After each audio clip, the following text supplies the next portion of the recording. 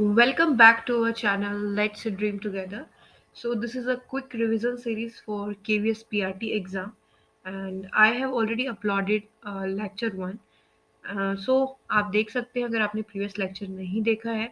This is our second lecture and in this we are going to discuss some environmental issues.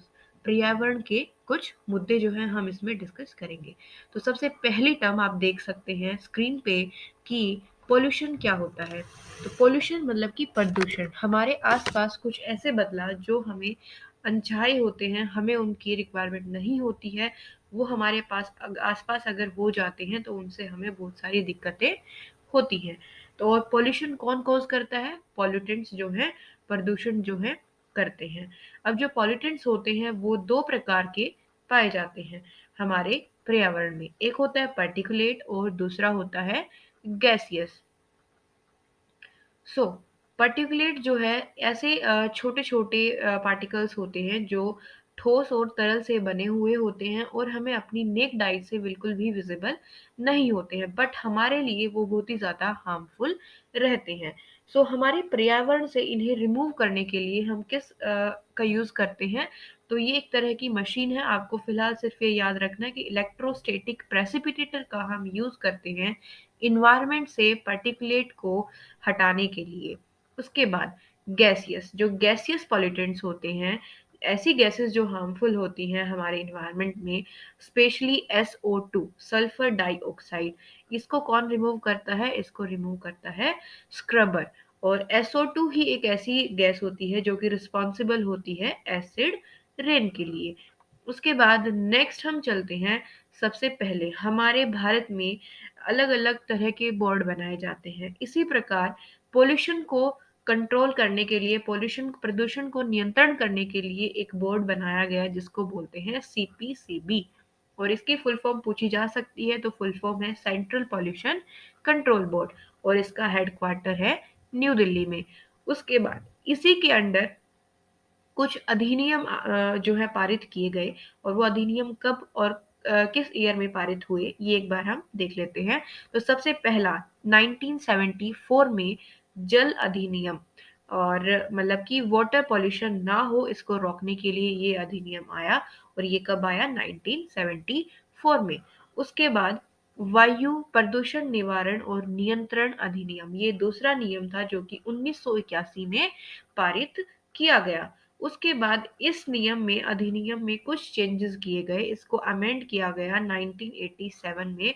और इसी में जोड़ा गया कि जो ध्वनि है वो भी एक तरह का प्रदूषण होता है. उसके बाद नेक्स्ट इन्वायरमेंट प्रोटेक्शन एक्ट, पर्यावरण संरक्षण अधिनियम, ये कब इंट्रोड्यूस किया गया? ये पारित किया गया 1986 में, 1986 में. तो जल का अधिनियम आया 1974 में, वायु का, हवा का आया 1981 में और पर्यावरण संरक्षण अधिनियम 1986 में. तो इन जो पारित होने वाले जो साल हैं इनका ध्यान रखिएगा, एज इट इज क्वेश्चन बन सकता है. उसके बाद नेक्स्ट हम चलते हैं कि हमारा जो वर्ल्ड इन्वायरमेंट डे है कब सेलिब्रेट किया जाता है. तो ये हम 5 जून को सेलिब्रेट करते हैं और 2022 में जो इन्वायरमेंट डे है इसकी थीम थी ओनली वन अर्थ. और उसके बाद 2021 3 में इसकी थीम जो है होगी बीट प्लास्टिक पोल्यूशन. इसी के बेस पे हम दो कंसेप्ट क्लियर कर लेते हैं. बायोडिग्रेडेबल वेस्ट क्या होता है एंड नॉन बायोडिग्रेडेबल वेस्ट क्या होता है. ऐसा कचरा जो हमारी अर्थ के लिए हार्मफुल नहीं होता है, उसे पोल्यूट नहीं करता है और इजीली मिट्टी में मिल जाता है with the help of decomposers, इसको हम क्या बोलते हैं? Biodegradable waste. जैसे कि फ्रूट्स, बचे हुए फ्रूट्स होगी, सब्जियां हो गई, पेपर हो गया. एंड नॉन बायोडिग्रेडेबल वेस्ट कौन सा कचरा होता है? ऐसा कचरा जो हमारी अर्थ के लिए बहुत ही ज्यादा हार्मफुल होता है, प्रदूषण फैलाता है और जल्दी से मिट्टी में नहीं मिलता है. मिट्टी में मिलने के लिए इसे बहुत सारा साल लग जाते हैं. For example plastic. उसके बाद नेक्स्ट इंपॉर्टेंट क्वेश्चन है, वर्ल्ड वाटर डे हम किस दिन सेलिब्रेट करते हैं?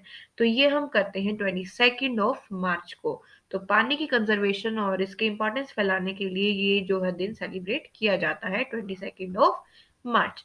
उसके बाद एक इम्पॉर्टेंट क्वेश्चन बन जाता है कि अगर हमारा जो पेट्रोल और डीजल है वो लीड फ्री है, मतलब कि उसमें लीड एलिमेंट नहीं पाया जाता है, तो क्या वो प्रदूषण फैलाएगा या नहीं फैलाएगा? तो आंसर विल बी वो पॉल्यूशन नहीं फैलाएगा, पॉल्यूशन फ्री जो है वो होता है। नेक्स्ट अब हम चलते हैं कि जैसे कि कुछ व्हीकल्स होते हैं, वाहन होते हैं, वो आपने देखा होगा धुआं छोड़ते हैं। उस धुएं में बहुत सारी हार्मफुल गैसेस रहती हैं। अब उन हार्मफुल गैसेस को हार्मलेस गैसेस में बदलने के लिए हम किसका यूज करते हैं? हम यूज करते हैं कैटालिटिक कन्वर्टर का, उत्प्रेरक कन्वर्टर, जो कि वाहनों में लगा दिया जाता है और उसके बाद इसमें कुछ कैटालिस्ट पाए जाते हैं जैसे कि प्लेटिनियम, पैलेडियम, रोडियम, और ये मदद करते हैं अनब्रंट हाइड्रोकार्बन्स, ऐसे हाइड्रोकार्बन्स जो जले हुए नहीं होते हैं धुएं में, उसको वो बदल देते हैं कार्बन डाइऑक्साइड और वाटर में। और जो कार्बन मोनोऑक्साइड और नाइट्रोजन डाइऑक्साइड होते हैं उसको वो कन्वर्ट कर देते हैं CO2 और नाइट्रोजन में। नेक्स्ट अब हम चलते हैं ग्रीन मफलर स्कीम। तो ये एक ऐसी परियोजना आई जिसका मेन उद्देश्य था कि नॉइज पोल्यूशन, ध्वनि प्रदूषण को कम किया जाए। और ये कम कैसे किया जाए?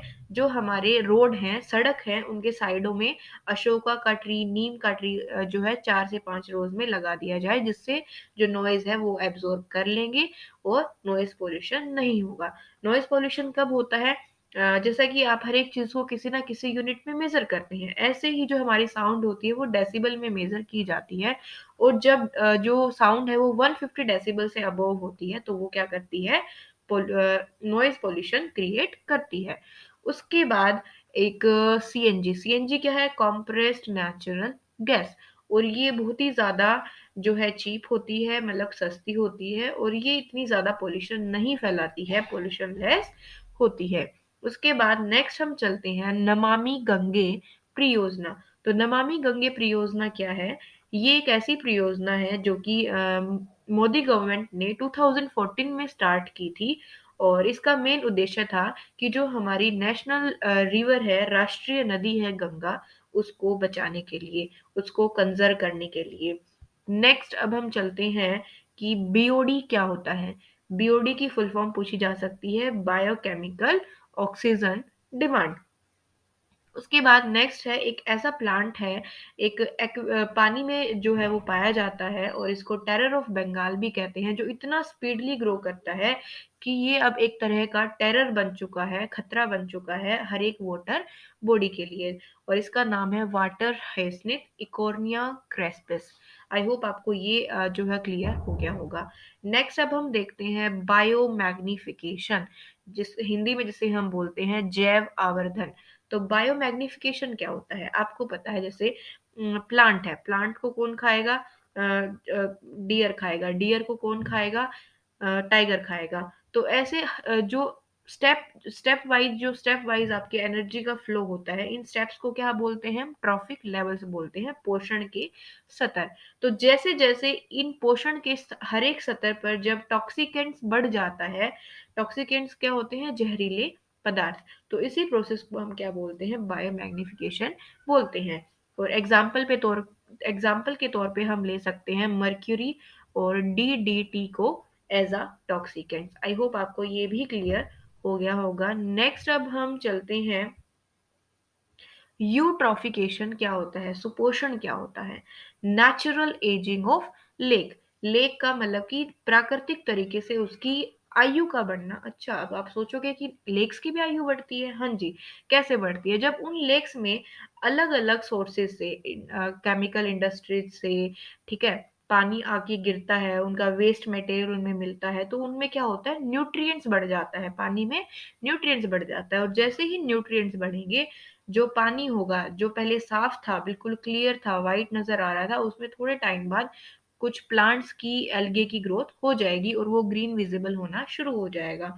और इसी के वजह से जो है जो पानी होता है, पहले वो ठंडा होता है और जैसे जैसे नेचुरल एजिंग होती है लेक की, वो गर्म होना शुरू हो जाता है। और जब ये यूट्रिफिकेशन प्रोसेस जो है हायर रेट पे होना शुरू होता है, इसी की वजह से हम बोल देते हैं कि लेक की डेथ भी हो जाती है। मतलब कि जहाँ पे एक टाइम पे पहले लेक होता था, वो अब बिल्कुल जमीन में बदल चुका होता है। नेक्स्ट इंपॉर्टेंट क्वेश्चन, इकोसैन टॉयलेट्स कहाँ पे होते हैं, ये इंडिया में कहाँ यूज किए जाते हैं, केरला और श्रीलंका में। तो मतलब जहाँ पे शॉर्टेज स्कैरसिटी होती है, पानी की कमी होती है, वहां पे इन टॉयलेट्स को यूज किया जाता है। और मेनली क्या होता है, पोर्ट्स लगा दिए जाते हैं जहाँ पे यूरिनेशन के लिए, बाथरूम के लिए अलग और फ्रेश होने के लिए अलग अलग टॉयलेट्स होते हैं। अलग अलग उनको कलेक्ट किया जाता है और उनको मिट्टी में मिलाया जाता है ताकि न्यूट्रिएंट्स बढ़ पाए। तो ये जो है हमारे लिए इस जगह पे फायदेमंद होते हैं, पानी का यूज नहीं किया जाता है। नेक्स्ट अब हम चलते हैं कि हमारी कंट्री में पहला ऑर्गेनिक स्टेट कौन सा था, सिक्किम था। तो ऑर्गेनिक स्टेट का मतलब क्या होता है, ये जो स्टेट था, इन्होंने कसम खा ली थी कि भाई हम यूज नहीं करेंगे केमिकल फर्टिलाइजर्स का, पेस्टिसाइड्स का, हम अपना ऑर्गेनिक फर्टिलाइजर बनाएंगे और उसी से जो है सब्जियां और फल को ग्रो करने वाले हैं। पहले क्या होता था, 3R प्रिंसिपल होता था, लेकिन अब जो है ये कन्वर्ट हो चुका है 5R प्रिंसिपल में। और इस प्रिंसिपल का उद्देश्य होता है हमारे इन्वायरमेंट को, हमारे पर्यावरण को क्लीन रखना। तो सबसे पहले आता है रिड्यूस, मतलब कि किसी ऐसी चीज जो हमारे पर्यावरण के लिए हार्मफुल है, उसका आप उपयोग जो है कम करना शुरू कर दो। उसके बाद सेकंड आता है रीयूज। रीयूज मतलब जैसे आप कई बार प्लास्टिक के कुछ कंटेनर्स में कुछ सामान लेके आते हैं, आपने वो यूज कर लिए, बट उसके बाद आप उस चीज को रीयूज कर सकते हैं कुछ और अपना सामान डालने के लिए। रिसाइकिल, फॉर एग्जांपल कबाड़ी वाला आपके घर से पेपर, रद्दी की नोटबुक, न्यूज़पेपर लेके जाता है, तो वो क्या करते हैं, उसको रिसाइकिल करते हैं जिससे हमारे ट्रीज बचते हैं। रीपर्पस मतलब कि आप किसी चीज को उसका दोबारा एक पर्पस इन्वेंट करो कि हाँ हम किस पर्पस के लिए दोबारा इसे यूज कर सकते हैं। फिर आता है रिफ्यूज, मतलब कि आप ऐसी मटेरियल का, फॉर एग्जांपल आप प्लास्टिक का यूज जो है बिल्कुल रिफ्यूज कर दो कि मुझे प्लास्टिक के बैग्स को यूज करना ही नहीं है, आई एम डिनाइंग इट, और इसकी जगह मैं क्या यूज करूंगा, जूट के बैग्स। तो ये होता है 5R प्रिंसिपल। नेक्स्ट हम चलते हैं भोपाल गैस ट्रेजेडी। तो भोपाल जो है एक जगह है मध्य प्रदेश में, और यहाँ पे एक इंडस्ट्री थी जहाँ पे रातों रात में एक गैस की लीकेज हो जाती है, और इस गैस का नाम है MIC, मिथाइल आइसोसिएनेट, जो कि बहुत ही ज्यादा हार्मफुल थी और इससे बहुत ही ज्यादा लोग मर गए थे। उसके बाद आता है green house gas. Green house gas में मेनली कुछ गैसेस आती हैं, for example carbon dioxide, methane, CFC मतलब क्लोरोफ्लोरोकार्बन, जैसे कि जो AC से गैस रिलीज होती है, फ्रीज से होती है, तो उसको हम क्या बोलते हैं, CFC बोल देते हैं। फिर आता है नाइट्रस ऑक्साइड N2O, इसको लाफिंग गैस भी बोला जाता है। और वाटर वेपर, तो वाटर वेपर भी एक तरह के क्या होते हैं, ग्रीन हाउस गैस में काउंट किए जाते हैं। उसके बाद नेक्स्ट हम इन्वायरमेंटल मुद्दा देखते हैं, ग्लोबल वार्मिंग। तो ग्लोबल वार्मिंग क्या होता है, जब आपकी पृथ्वी पर एवरेज टेम्परेचर बढ़ जाए, जो तापमान है वो बिल्कुल बढ़ जाता है, किसकी वजह से बढ़ता है, because of green house gases, क्योंकि आपकी अर्थ जो है ज्यादा ट्रैप करना शुरू कर दी है उसने ग्रीन हाउस गैसेस को, इस वजह से उसका टेम्परेचर बढ़ जाता है, तापमान बढ़ जाता है, और इसी को हम क्या बोलते हैं, ग्लोबल वार्मिंग बोलते हैं। नेक्स्ट आता है डिफोरेस्टेशन, निर्वनीकरण। तो निर्वनीकरण क्या होता है, जंगलों को खत्म करना, जो जंगलों के अंदर पेड़ पौधे हैं उनको काटना, उसी को हम क्या बोलते हैं, डिफोरेस्टेशन बोलते हैं। उसके बाद नेक्स्ट है एफोरेस्टेशन, वनीकरण, मतलब कि पेड़ों को लगाना।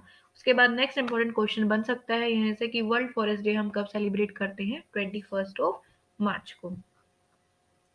नेक्स्ट है ओजोन लेयर, मतलब कि ओजोन की परत। तो सबसे पहला इंपॉर्टेंट फंक्शन क्या होता है इसका, जो हमारा सूर्य है वो अल्ट्रा वायलेट रेज को, अल्ट्रा वायलेट किरणों को भेजता है, और ये जो किरणें हैं बीच में ही ट्रैप कर लेता है, कौन ट्रैप करता है इसको, ओजोन लेयर ट्रैप करता है। और उसके बाद ओजोन लेयर जो है दो तरह की होती है, गुड ओजोन और बैड ओजोन। गुड ओजोन कहाँ पे मिलती है, जैसे जो हमारा एटमॉस्फेयर है वो 5 लेयर्स में डिवाइड होता है, उनमें से एक स्ट्रेटोस्फेयर होती है जहाँ पे हमारी अच्छी ओजोन की परत मिलती है, और ट्रोपोस्फेयर में बैड ओजोन की परत मिलती है। जिस प्रकार हम अपना वेट किलोग्राम में नापते हैं, इसी प्रकार जो ओजोन होती है, ओजोन जो लेयर है, परत है, उसकी थिकनेस कितनी है, इसको हम किस यूनिट में मेजर करते हैं, डॉप्सन यूनिट में। डायरेक्ट क्वेश्चन कई बार कॉम्पिटिटिव एग्जाम में आ जाता है, तो आपको ये पता होना चाहिए। उसके बाद नेक्स्ट है कुछ प्रोटोकॉल साइन किए गए, जिसको सबसे पहले आता है मॉन्ट्रियल प्रोटोकॉल। तो पहला क्वेश्चन ये भी पूछा जा सकता है, जो मॉन्ट्रियल जगह है वो कहाँ पे है, तो वो कनाडा में है। और इस प्रोटोकॉल का मेन उद्देश्य था कि जो हमारी ओजोन की परत का डिप्लीशन हो रहा है, कहीं कहीं से छेद हो रहे हैं, उनको कम किया जाए। और ये जो है साइन किया गया था 1987 में, और इसको लागू किया गया था 1989 में। तो डायरेक्ट क्वेश्चन ये भी आ सकता है कि मॉन्ट्रियल प्रोटोकॉल किससे रिलेटेड है, तो किससे रिलेटेड है, ये ओजोन डिप्लीशन को कम करने के लिए। उसके बाद नेक्स्ट आता है कयोटो प्रोटोकॉल। कयोटो प्रोटोकॉल जो है 1997 में साइन किया गया था, और कयोटो एक जगह है जापान में पाई जाती है। और इस प्रोटोकॉल का मेन उद्देश्य था कि जो ग्रीन हाउस गैसेस हैं उनके एमिशन को कम किया जाए, वो हमारे पर्यावरण में ना बढ़े। उसके बाद नेक्स्ट हम ले लेते हैं नेशनल फॉरेस्ट पॉलिसी। तो नेशनल फॉरेस्ट पॉलिसी ये कब आई थी, 1988 में आई थी, 1988 में आई थी। और इसके तहत ये बताया गया था कि जो हमारे प्लेन्स है, मतलब जो जहाँ पे बिल्कुल समतल धरती है, वहाँ पे 33% जो है फॉरेस्ट एरिया होना चाहिए, और जहाँ पे हिल्स हैं, पहाड़ वगैरह है, वहाँ पे जो फॉरेस्ट एरिया है वो कम से कम उसका 67% रहना चाहिए। नेक्स्ट आ जाता है जॉइंट फॉरेस्ट मैनेजमेंट, जो कि 1980 में आया था, और शॉर्ट में इसको JFM भी बोलते हैं। और इसके अंडर जो है पार्टनरशिप हुई थी किस किस के बीच में, स्टेट फॉरेस्ट डिपार्टमेंट और जो लोकल कम्युनिटीज हैं, जो जंगलों में रहती हैं, जंगलों के आसपास रहती हैं, कि हम एक दूसरे के साथ मिलके म्यूचुअल म्यूचुअल रिलेशन बनाएंगे और फॉरेस्ट को संभालेंगे, और जिससे जो है दोनों का फायदा होगा। उसके बाद लास्ट एंड फाइनल स्लाइड है ये, और इसमें हम देखेंगे कि स्लैश एंड बर्न एग्रीकल्चर, जिसका दूसरा नाम झूम कल्टीवेशन भी होता है, ये कहाँ पे की जाती है, ये जो भारत में हमारा उत्तर पूर्वी स्टेट्स हैं वहाँ पे इस कल्टीवेशन को किया जाता है। इसमें मेनली क्या होता है, खेत में पहले जो भी उगाया जाता है उसको मतलब जो उगाने के काटने के बाद जो थोड़ा बहुत नीचे बच जाता है उसको जला दिया जाता है, 1 साल के लिए छोड़ दिया जाता है, और दोबारा फिर उसमें 1 साल बाद दोबारा खेती की जाती है। नेक्स्ट अब हम आते हैं, एक स्टोरी है अमृता देवी की, जो कि 1731 में घटित हुई थी। और ये है राजस्थान के जोधपुर की स्टोरी। और यहाँ पे जो है क्या किया था, जो राजा था उसने ऑर्डर किया था कि प्लांट्स को काट दिया जाए, लेकिन एक गांव के जो जो विलेज था वहां में एक लेडी थी अमृता देवी, और उसकी कुछ बेटियां थी। और गांव वाले जो है पेड़ों को चारों तरफ से हग करके जो है खड़े हो गए थे, और उन्होंने अपनी जान दे दी थी पेड़ों को बचाने के लिए। और इसी के बाद जो है हमारी भारत सरकार ने एक अवार्ड को इंट्रोड्यूस किया था, जिसका नाम था Amrita Devi Bishnoi wildlife protection award. मतलब कि ये अवार्ड उन लोगों को दिया जाएगा जो अपना योगदान करेंगे वाइल्ड लाइफ को प्रोटेक्ट करने में। ठीक है। उसके बाद ऐसी ही एक मूवमेंट शुरू की गई थी, जिसका नाम है चिपको मूवमेंट 1974 में। और इसका भी मेन उद्देश्य यही था कि फॉरेस्ट को बचाया जाए, ट्रीज को बचाया जाए। और ये किसने शुरू इसकी शुरुआत किसने की थी, इसका नेतृत्व किसने किया था, सुंदरलाल भगुना ने। आई होप आपको ये सारे पॉइंट्स क्रिस्टल क्लियर हो गए हैं, और अगर अभी तक नहीं हुए तो दोबारा एक बार फिर से देख लीजिए। अगर आप सेकंड टाइम इसको 2x स्पीड पे देखेंगे तो आपके ये सारे पॉइंट्स क्रिस्टल क्लियर हो जाएंगे। Thank you for watching the video. और अगर वीडियो पसंद आए तो लाइक कीजिएगा, and share it among your friends, and yes, subscribe करके ज़रूर जाएं। Thank you.